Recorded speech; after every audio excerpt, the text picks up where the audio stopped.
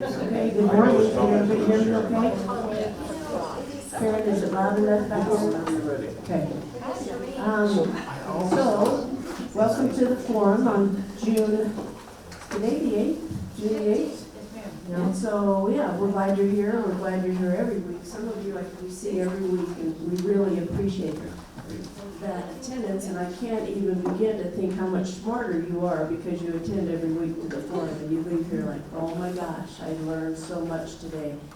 Again, as every program that I put together, I get super excited about it. Today's program is two advocacy nonprofits that we have here in Montrose that really take care of our kids. And you're about to find out that they take on a huge responsibility for our kids and our families, and they do an incredible job. And so I'm going to start with Michelle Gottlieb. She's the Executive Director for the Montrose Dolphin House, or the Dolphin House Child Advocacy Center is their actual name. She's a Colorado native, born and raised in the San Luis Valley, attended Fort Lewis College in Durango, graduating with a BA in Humanities and a split major in English and Psychology and a minor in History. Moved to Montrose in 1999 with her husband Steve and their two children, Brooke and Josh. When her husband took over the family business, a lot of you long-timers will know this, he took over the Olathe hardware. And what's your father-in-law's name? Paul. I love Paul. I always forget names of the people I love a lot, but Paul's a great guy. Yeah. So is Paul still working at the Olathe hardware store? Yeah. He's just totally out of it. It's just Steve. It's a Steve Gottlieb show. She's been employed in the social service world in Montrose since 2012, and the Dolphin House was incredibly lucky to have hired her in February of 2020. In her spare time, she enjoys photography and writing, as well as spending time with her family. Full disclosure, I am on the Dolphin House board, so I'm very excited for you to hear what she has to say. If you want to the two of you want to hear what you have to say again, this program is being taped. It goes out on the Facebook page through the city of Montrose. So if you hear something fascinating, and I know I have a couple times gone home and had my husband sit down and say, you need to watch this, at least parts of it that I found incredibly fascinating. So we'll start with Michelle. She'll talk for about 20 minutes, and then I'll introduce our next speaker. So Michelle, it's all yours. Thank you. I am terrible with a microphone, so if at any point in time it's down here and you're not hearing me, just give me a wave and I'll see if I can't get it back up. As Phoebe said, I am the Executive Director of the Dolphin House Child Advocacy Center. Our official name is the Seventh Judicial District Child Advocacy Center because we do serve all 6 counties within the 7th Judicial District. Our primary purpose is to provide services for victims of child sexual and physical abuse. And those services include advocacy, mental health, and also we work very closely with law enforcement, the DA's office, and child welfare in the investigation of child abuse. So how many of you are familiar with the Dolphin House and what we do? Okay, so quite a few of you. Oftentimes what I'm asked, there are a lot of real common myths about the Dolphin House, and one of the first ones is that children live there. So that's not a fact. The reason that we do business as the Dolphin House is because it takes me 15 minutes to explain that I work for the 7th Judicial District Child Advocacy Center. And that's actually not the reason we do it, but I was really grateful that we do business as the Dolphin House and not our full title. The reason that we are called the Dolphin House, I get this question a lot, why in Montrose are you the Dolphin House? And the story is actually really heartwarming, and it goes back to when the Dolphin House was very first being envisioned by a group of very forward-thinking individuals in our community who saw the need for a child advocacy center for victims within our district. They went about the process of becoming a nonprofit, a 501c3, and getting all of the paperwork together. And as they were working with victims, One of the advocates had a conversation very early on with a victim, which moving forward I'll be calling survivors because I prefer that. And in speaking to this child, learned that this child's opinion of their circumstance was that this was forever going to be their reality. They were broken, they were damaged, and they would never heal. And the advocate said to this child, I want to tell you a story. I want to talk to you a little bit about how in nature, bottlenose dolphins swim in a group known as a pod, and it's a community. It doesn't include family as we think of family genetically. It's a community. And that community, when there is an injured baby dolphin, a calf, that community comes together and they come underneath that calf and they hold that calf above water when it needs to breathe. And they bring it back under when it needs to be under. And they continue to do that the entire time it takes for that calf to heal. And the advocate said, we are your community, we are your pod. We're going to hold you up until you heal. That's our job.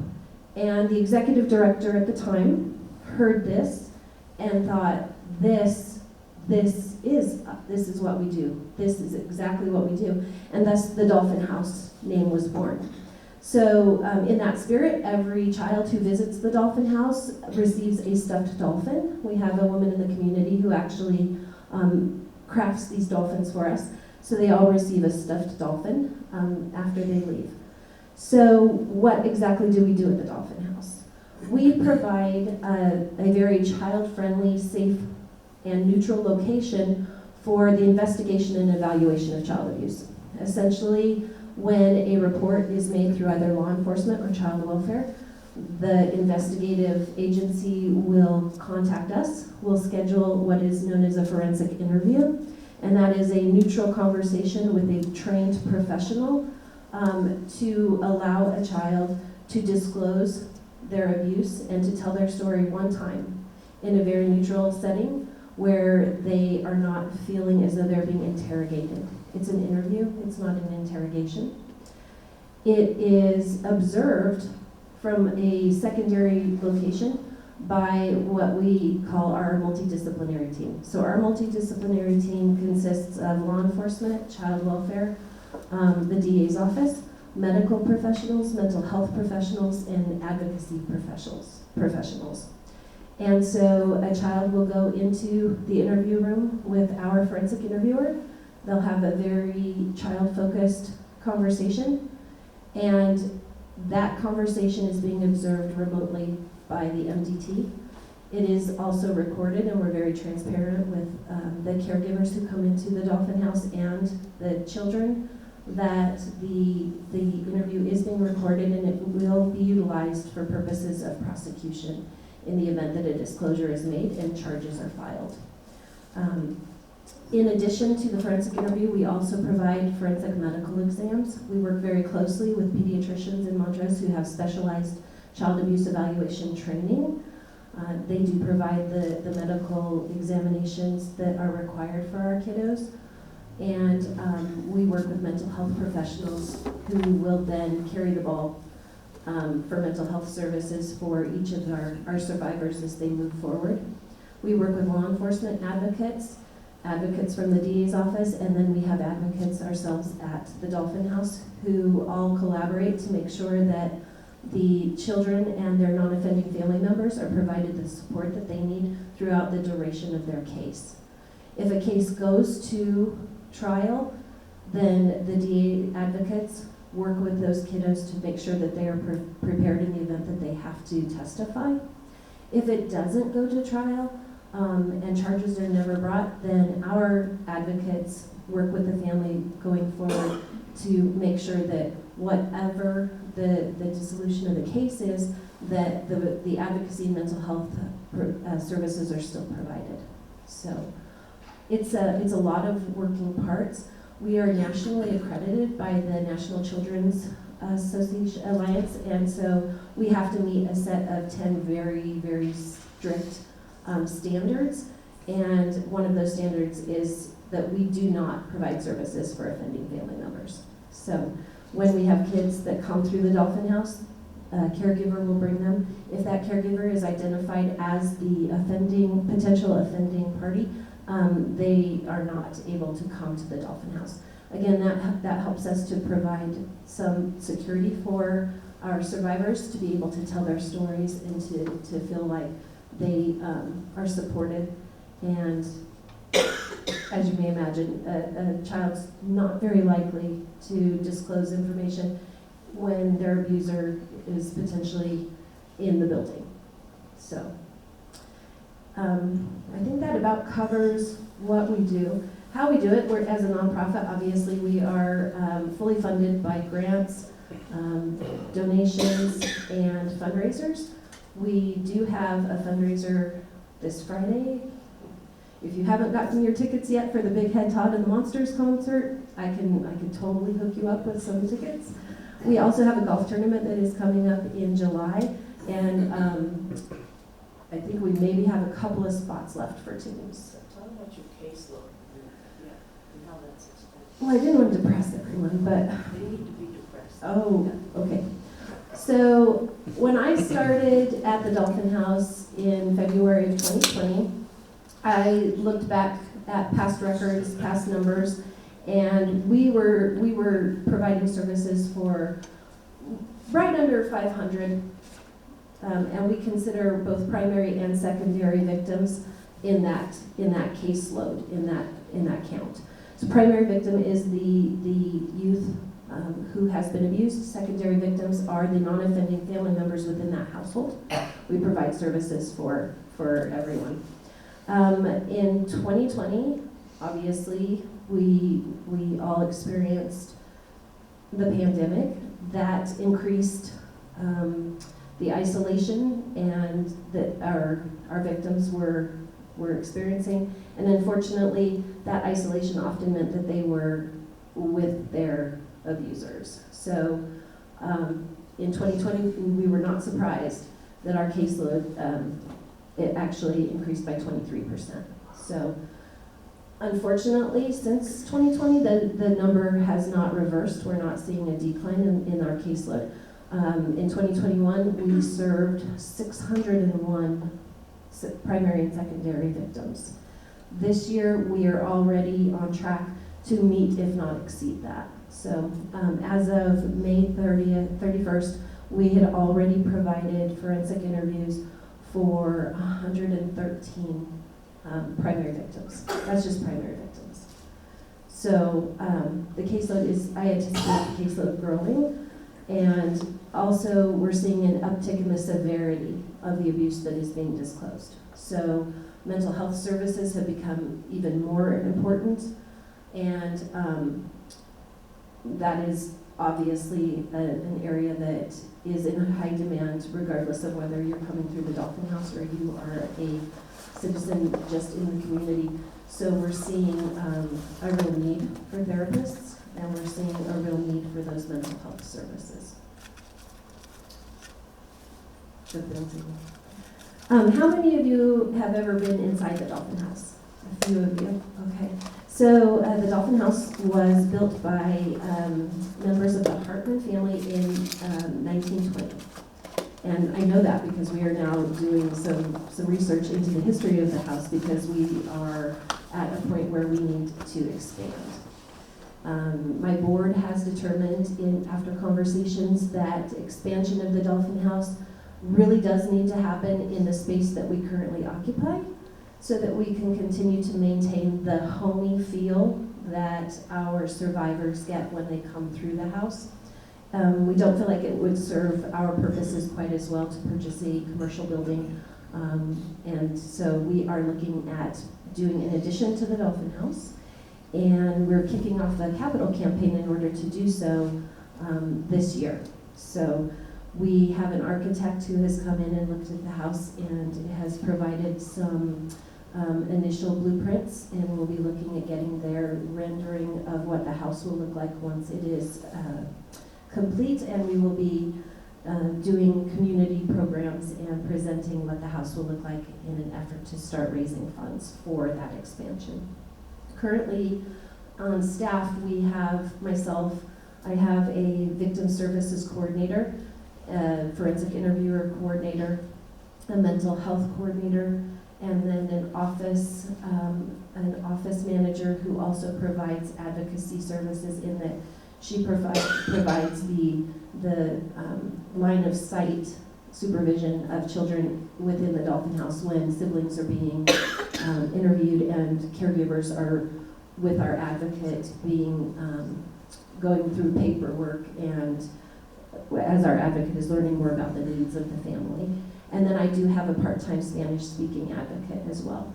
In expanding the Dolphin House, the need is for 2 full-time advocates, 2 full-time forensic interviewers, and possibly a part-time mental health provider. That's ideal. That is what it would take to really effectively manage our current caseload. So in order to do that, we obviously have to have someplace to put people. And the house as it stands right now, we utilize every square inch of space that we have available to us. And we just simply have outgrown the current space. I think that's the services in a nutshell. So I'll go ahead and turn it back over to There'll be Phoebe. some questions at the end. Okay. Thanks, Michelle. Let's give her a round of applause. So for those of you who don't know, the Dolphin House is located at 735 South First. Yeah, and we've got pamphlets in the back, but anyway, it's like walking into your grandmother's house, seriously, and that's why what Michelle kind of mentioned, and she did, the caseload, and she could have extrapolated on this. You have so many incidents happening that we have to, you don't have 2 families coming in at once, and so you have to put them off, and that's tough for kids, because they need to get that journey started and the healing to begin as soon as possible. So the board feels strongly that that needs to stay in that house. So if you haven't driven by the Dolphin House, yeah, just drive by. It's the cutest house, and it'll remind you of somebody that used to get a long car ride and go see every summer. So our next presenter is Carlton Mason. He's with CASA, which stands for Court-Appointed Special Advocates. They are located, since we're on that train of thought, they're located now at the old Jeans Westerner building, and they actually used to host the forum a while back, so some of you are very familiar with that.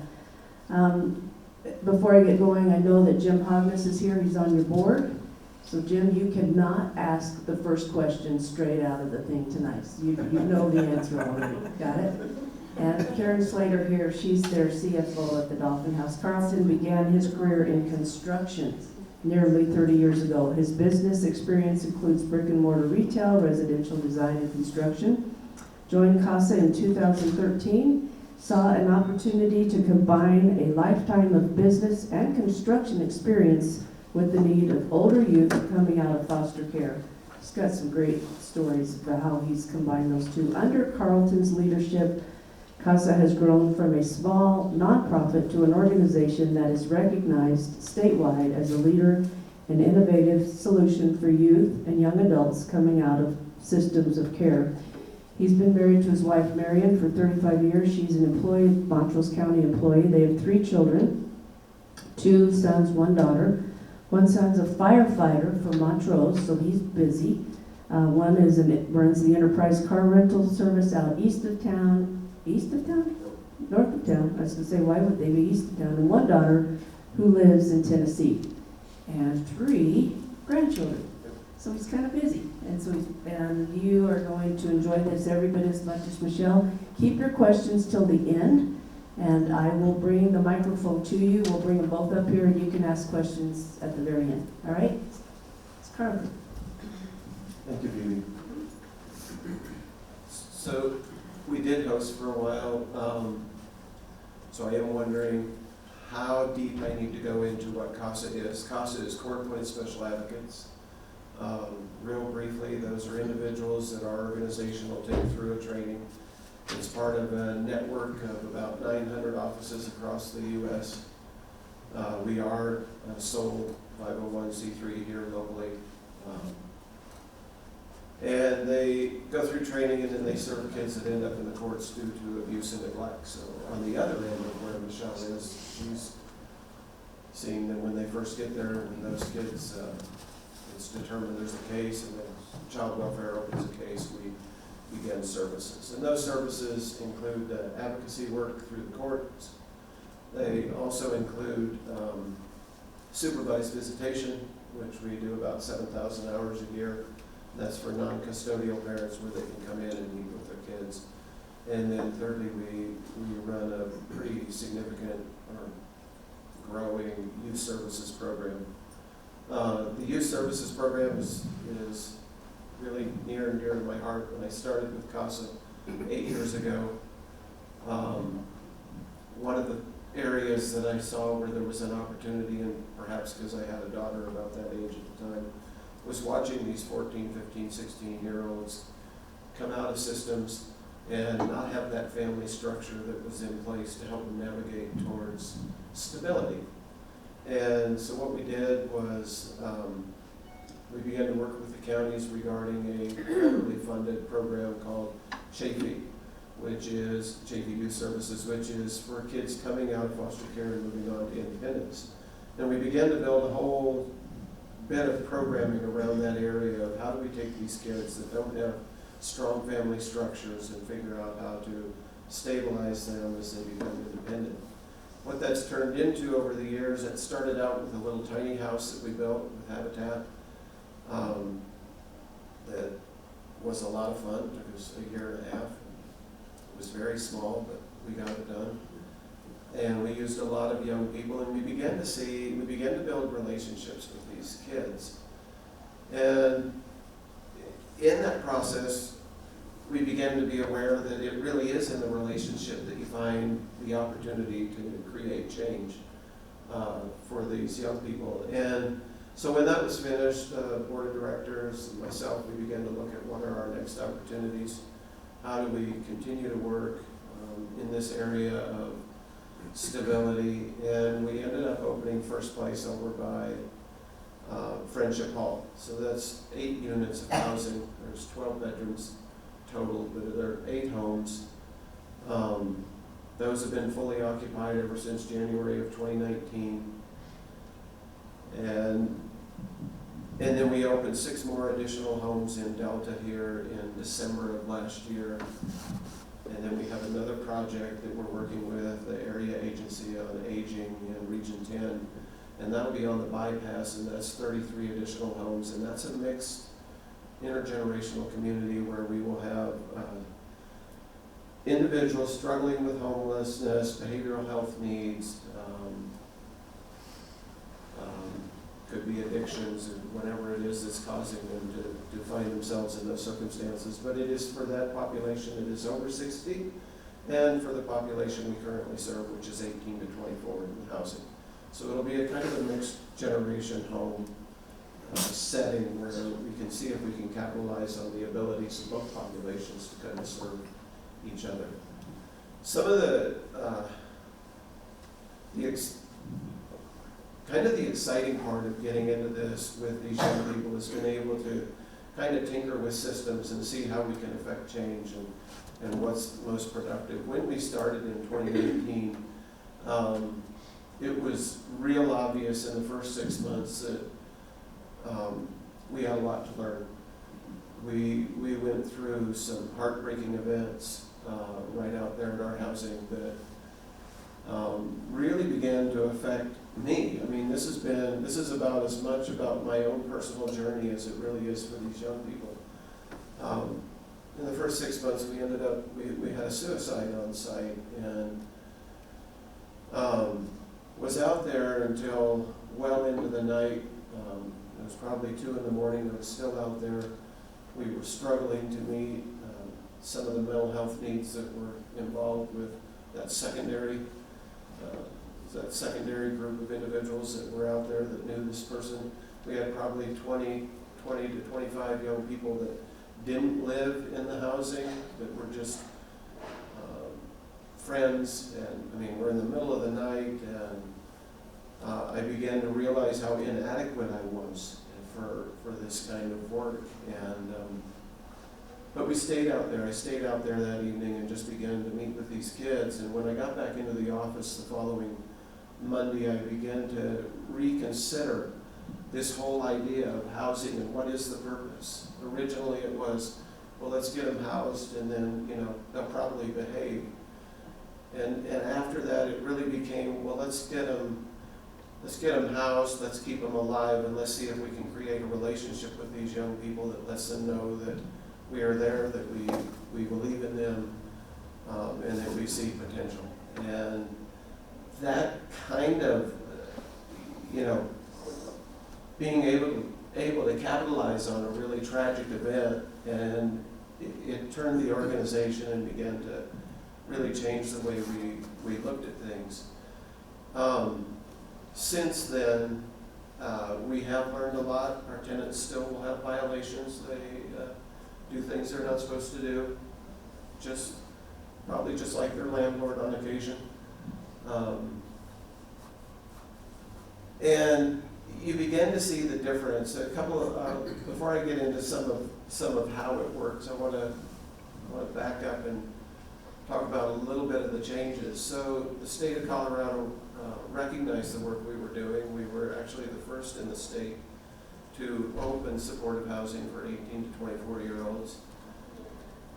We started to navigate this and really early on began to realize that we don't have the capacity. In other words, for most of us to go in there and handle this type of trauma, and when Michelle was talking about it, I can't begin to imagine the pressure it puts on your staff to be able to engage day in, every day, come back, actually to feel the rejection occasionally. In other words, the pushing away, that I don't want you, I don't trust you, and just keep coming back to these young people. It's hard. So what happened is, while we were going through this, we realized we needed to bring mental health in, and we now have 2 mental health therapists on staff, 2 young women. We will strictly focus on the needs of 14 to 24-year-olds to see if we can figure out and kind of specialize in this area of how to deliver a mental health service to a 14 or 15-year-old in a way that is compatible or effective. Many of the youth we work with don't have strong family connections, so it's not as simple as saying, Mom, will you take me over to the therapist on 3 o'clock on Wednesday on the 23rd? It just doesn't work. A lot of these kids live on the street. They may not have strong ties to one of the schools. So now they can come in, they walk in, we have the walk-in center over there next to Backstreet Bagel. They can walk in and they can meet a therapist within minutes or hours.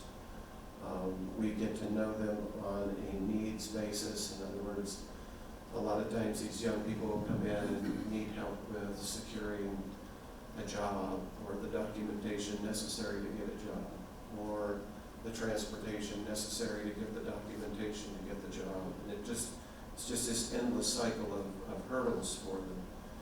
And so we engage on some of those real fundamental or basic levels. Sometimes it's food, sometimes it's just shelter.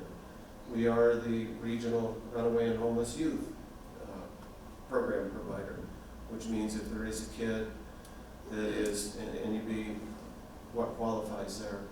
Probably any kid that isn't in a home with a parent. They could be living with grandparents and approaching their 18th birthday. They could be couch surfing. You're welcome to come in and we can begin to find services and stability for those young people. So coming through the pandemic, that was also what pushed the urge towards the mental health. And we really began to see a shift in how services were provided. Prior to the pandemic, it was groups. During the pandemic, everybody went home. Slowly coming out of it, it was individuals. And it's not uncommon for one of our clinical caseworkers or our therapists to actually just go out and meet the kid at the home, pick them up and say, let's go for coffee, let's go get lunch, let's run to Walmart and pick up what you need. and start to combine these opportunities where there's a basic human need with the window of time it takes to engage in a conversation and create a meaningful contact. The other thing as we begin to look at this housing, one of the questions you have to ask yourself is, if I put a young person into supportive housing, and let me describe what that is, because I know there's a lot of conversation around housing, affordable housing. Supportive housing is funded by the state of Colorado, helped. And what it does is it said it is strictly for that population that is at imminent risk for homelessness, behavioral health needs, significant hurdles towards employment and stability. And the state comes along and says, if you'll take and build this supportive housing, which we did, we will provide you vouchers. So we have 20-year project-based vouchers for this housing that a young person that moves in, if they're not in a position to work and they're not prepared to work, then the state will fully fund that rent.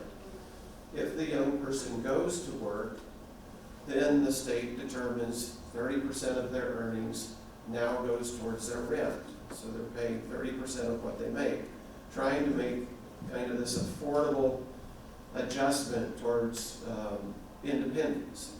So we'll have tenants in, I think the lowest we had was $14 a month. We had a tenant owing.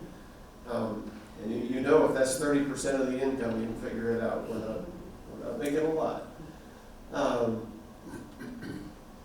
Some of them as much as $400 or $500 a month they're paying towards their rent.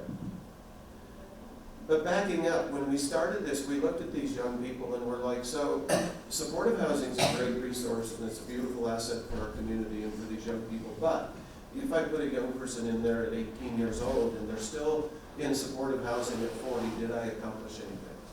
In other words, have I capitalized on the opportunity and hope that we traditionally hold out as a society that's available for our young people? And it wasn't hard to determine, no, we felt like that would not be a success. So there were additional steps we took. 3 years ago, we approached a foundation, a family foundation out of Littleton, Colorado, and began a conversation about how do we increase the net worth of an individual? How do we take an individual that's in poverty, that's in supportive housing, increase net worth, and see if we can get them to where they could afford something on their own. What happened in that is they funded us for a little over $300,000 for 3 years, and they gave us some conditions. And what we were looking at is, can we get them involved in financial literacy? In other words, can we begin to teach them good, sound financial concepts? They have to stay housed. In other words, they need that stability. They have to pay rent, which means they have to be employed. So it was really kind of this simple thing. If a kid got up, went to work, the state determined they owed rent, that 30% of the rent would come to that 30%, let's say it's $120 a month, that comes to the landlord, which is CASA in this case. Meanwhile, this foundation would take this exact same amount, $120, and put it into a restricted account. And that restricted account was for the purchase of a hard asset, an educational goal, or an entrepreneurial venture. And we would have to go through some financial literacy. And I'll be totally honest with you, that was a challenge. It still is a challenge. And at this juncture, what we're doing is saying you basically will have to meet with a certified financial planner, which we will provide at no cost, and you'll have to finish these however many competencies they've determined in the curriculum they're using for the young person. The other thing, the foundation, that we went to them and said, what if, our effort, they said, how will you make this sustainable? We said, well, what we'd like to do is see this passed into state law. And that's what occurred here in May. We were able to get what we call our flex legislation passed. And what that does is it creates an opportunity for the Division of Housing to set up these accounts for this particular demographic that's going into supportive housing and saying, look, you can, if you get to work, go to work, we'll allow you to match this and create a significant savings so that you can move out of supportive housing and kind of get on your feet. Some of the success we've seen with it, I just got an email this morning, and I can share this one totally publicly. The young lady is 19 or 20 years old. Got some pictures of her. She is in Jefferson County. We ran this program here in Montrose, and then we partnered up with an agency in Jefferson County to do the same. She had over $13,000 in her account when she was ready to move out of supportive housing. She's headed down to Arizona to take nursing, and this $13,000 will be paid directly to the school and help cover her cost of tuition and enrollment and get her on the path towards nursing. Right here locally, we have a young man who has over $10,000 in his account who, according to him, by the time he moves out at the age of 25, he will have over $30,000 in that account. He keeps working, and he wants to see what he can do for his family and for his future.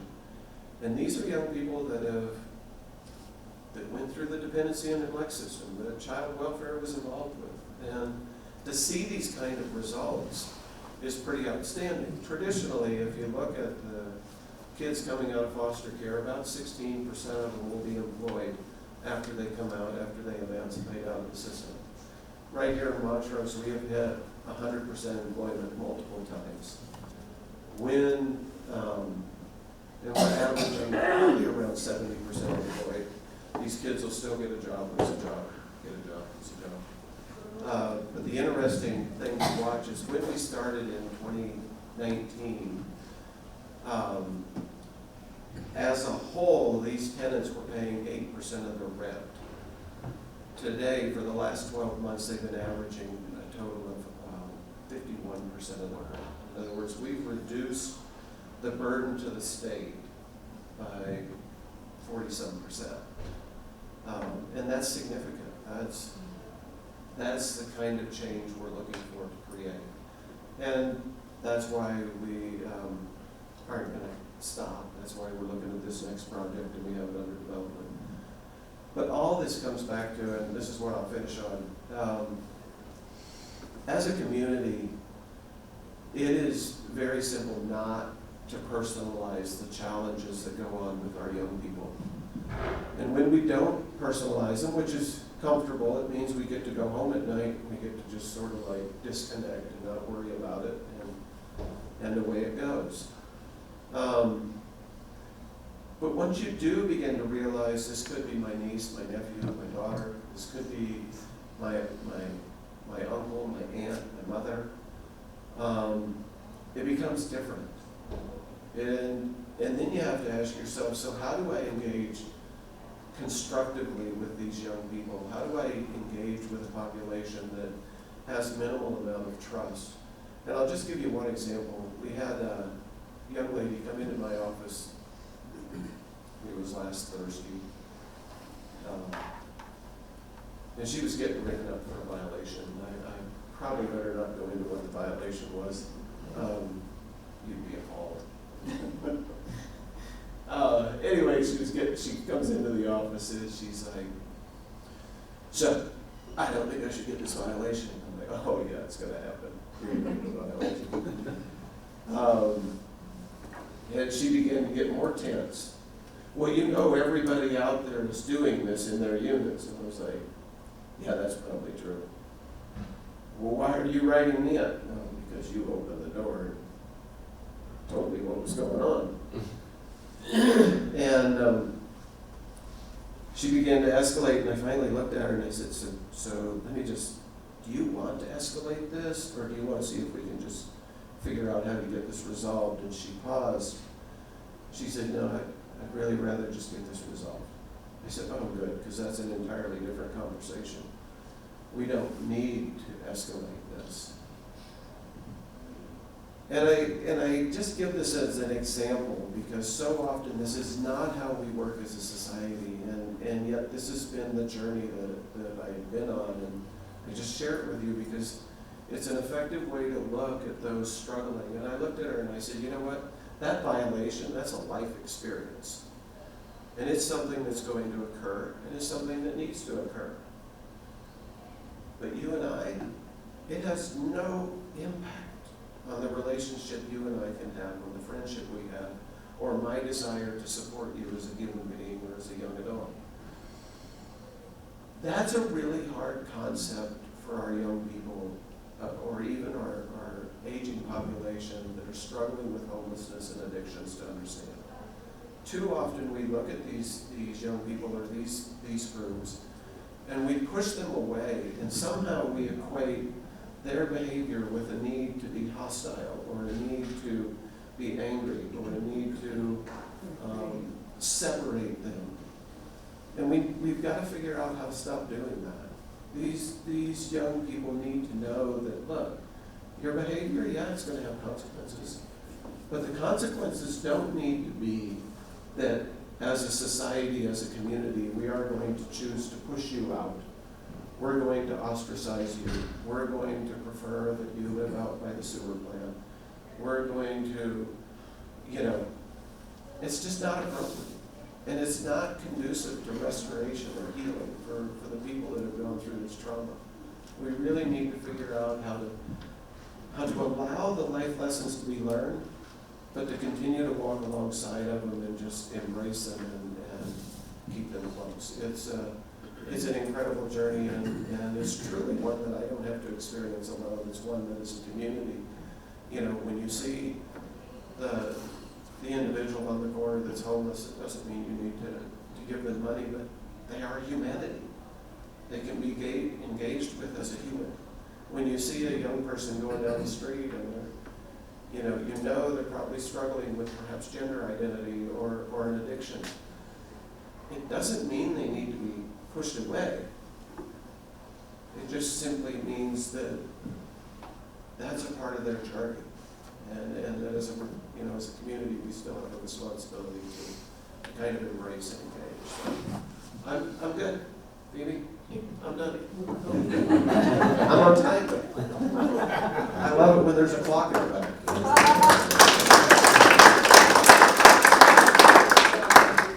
You guys hear this okay? So really quick, I have the first question. How, Carlton, do you get your referrals for these kids? Some of them come through child welfare, some of them come through the school district, some of them come through parents, and a lot of them come by word of mouth. In other words, young people will come in. It's not hard when we have the housing. We already have kids, individuals coming in. I get calls every week, some of them from, 45-year-olds that are like, I hear you do housing. I'm sorry, not for you. Just a little. Right. So I know how Michelle gets hers. I mean, they just happen, unfortunately. But I was wondering, and both of you, before I let you guys ask, the ages that you serve, Michelle, what 0 to 18. 0 to 18 in Carlton? We're 0 to 24. 0 to 24. All right. So who has a question? Jim? I promise he didn't tell me what question he was going to ask. You never know. So this is, Michelle, I want to thank you for all the great work you guys do. It's so critical. So you have a capital plan. You're going to be remodeling your existing facility. How do you go about serving the entire Seventh Judicial District? I mean, you have one location, but you have 6 counties.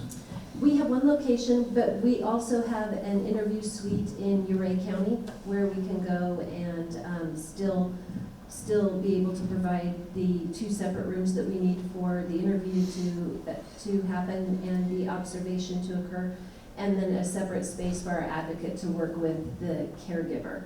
So we have that opportunity in Uray.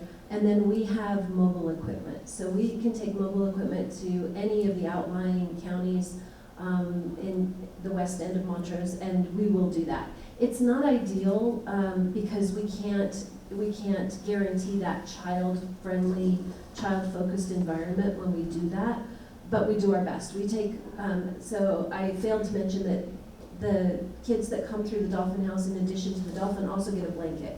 We have community members who donate handmade quilts, Afghans.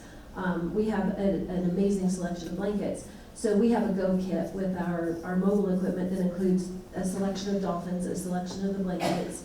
In Uray, we have fully stocked there with those items so that we can try to create that hominess, that warm vibe without being at the house. It's not ideal. We've had a lot of caseworkers we've journeyed to them to provide that service, who then have had an opportunity to come to the house with the family, and they tell us, we don't want you to come to us anymore. We're gonna make sure we bring the kids here. This is so much better. We bake cookies, so as soon as the family hits the house smells like chocolate chip cookies. We do that, it's just to create that environment. We do the best we can on the road, but more often than not, our referring agencies are telling us we actually prefer being able to come to you. When we do the medical exams, those will happen either at the house or in the emergency room based on the age of the kiddo and what service is being provided for that.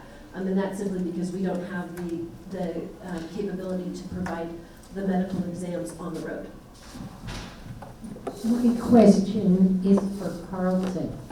The new housing development on the bypass, the multi-generational aspect. You must have done a lot of research on that. I can picture 65, 70-year-olds being annoyed by a 20-year-old's music, or a 20-year-old being annoyed by a crotchety 65 to 70-year-old. What did you find, and why did you settle on that model? So I can give you a couple examples. In one of the Scandinavian countries, they've actually provided an opportunity and I know this is a little different, but bear with me, at the university level, that if students would provide housing for a senior, they would give them free housing. They watched the educational scores go up, the stability go up, the poor behaviors decline. Those were kind of the impact they see between the generations. During the middle of the pandemic, I was on, and this is one of the main things that got me started thinking about this. I was on a call with a housing group that is here in Montrose, and they had been placing individuals in hotels to just provide some stability during the pandemic and get them off the streets. And I was on one of the calls, and I think it was a heavy rumor. One of the participants on the call made the comment, you know, that we put a CASA kid, which it wasn't a CASA kid as our organization would define it, but it was a kid that had been referred through our services or was in our services, and into a hotel next to, I think, around a 70-year-old gentleman. And she went on to share how these two had immediately connected, and how this senior was actually making sure the young man got home at night. The young man was making sure the senior had what he needed from the store or wherever else.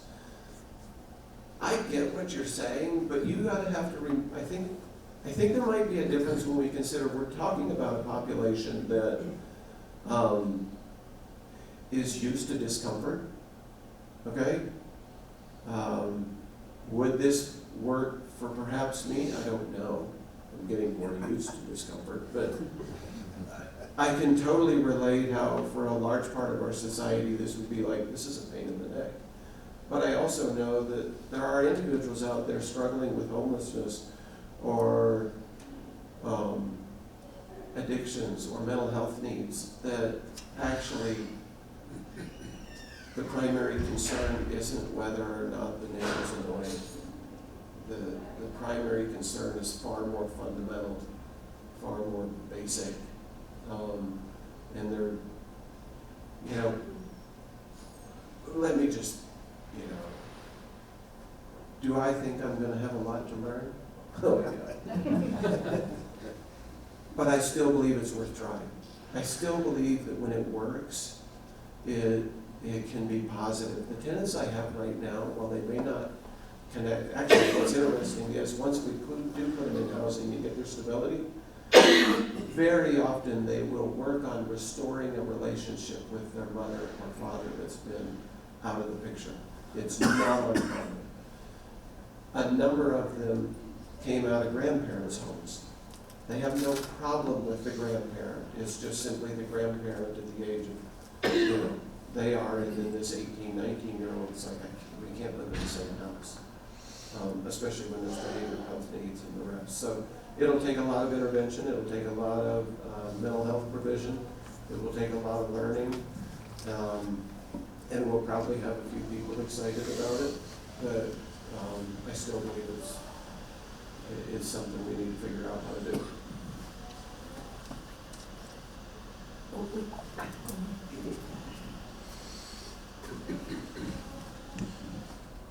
I too want to echo what Jim said. Thank you both for the work that you're doing.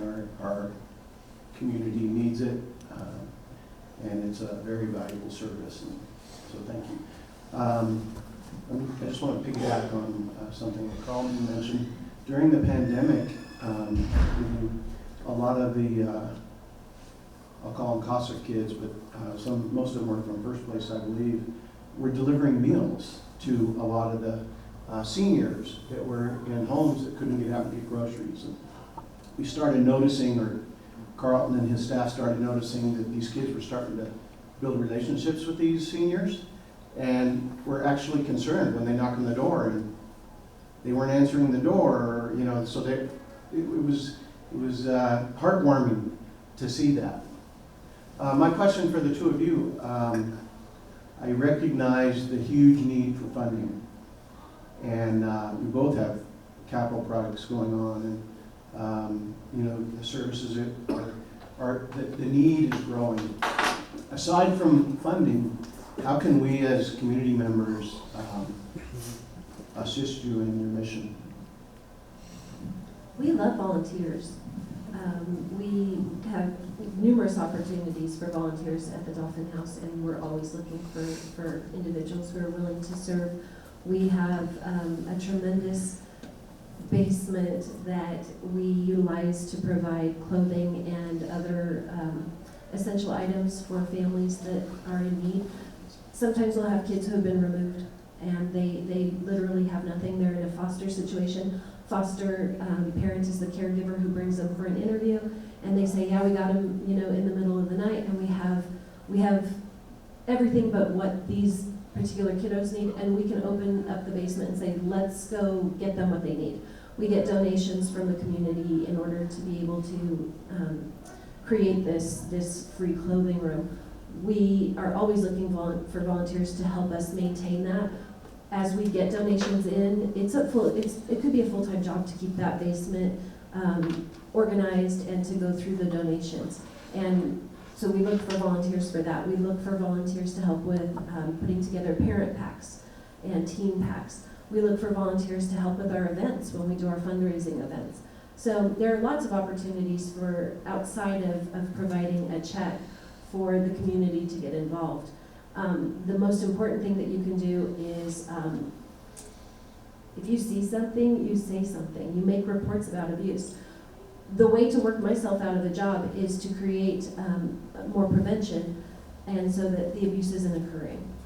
So the best thing that you can do as a community member is to not be afraid to make a report if you have a concern about the safety or welfare of a child. So those are kind of ways that you can help with us. How about you? We'll always take volunteers. It is a pretty unique place, I'll be quite frank. CASA advocacy is one of the most unique volunteer opportunities because you will work as a friend of the court. When we look at volunteers that work with our older youth, it's the first thing I'll probably ask you is, so what are you hoping to accomplish? What is this going to look like for you? Because when you're working with older youth, you don't get to kind of set the agenda. You kind of have to let them do it. Third thing I'd say, how can you really help us out? Do the uncomfortable. In other words, when you see these individuals struggling, engage, treat them like human beings, find out their stories, make it a little more personal. I think that's the best way to affect change in our community. Okay, so we have time for one more really quick question and quick answer. Is it a quick question? It was answered. It was answered. All right, so that concludes today's program. Let's give them another round of applause.